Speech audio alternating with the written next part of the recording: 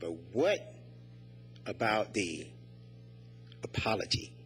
That doesn't cost you anything. That apology does not cost you anything. Well, Mr. Warner, I've already spoken to that. Again, you requested a resolution of council. I've given you a letter on the mayor's letterhead, which speaks to it. But as far as an apology assumes there's official culpability of over 100 years ago. And if the city was, any city was in a position of apologizing for all of the evils of man, they would do nothing else.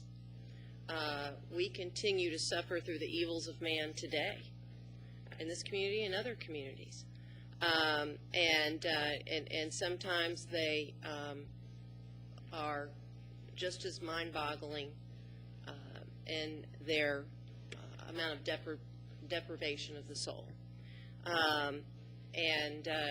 And yet, if cities were in the business of apologizing for every such illegal and evil act, they would do nothing more. And I will say again, although, you know, I was not there, and neither was anyone else alive today who can speak to this with any sort of clarity, but the very records that you provided speak over and over again about the resistance of the deputies who fought the armed mob, the judge cowering in the corner for his life, the jailer fighting the mob and trying to negotiate a peaceful resolution, and the governor sending in troops.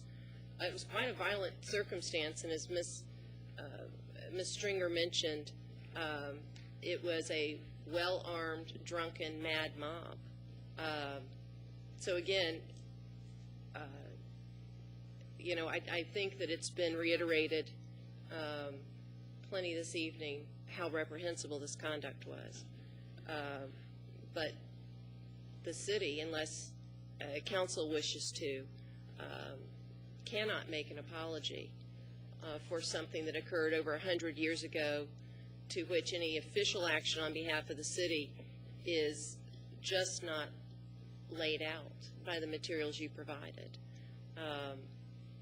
But there's no doubt that it was a dark period in this country, in this state, in this region's history.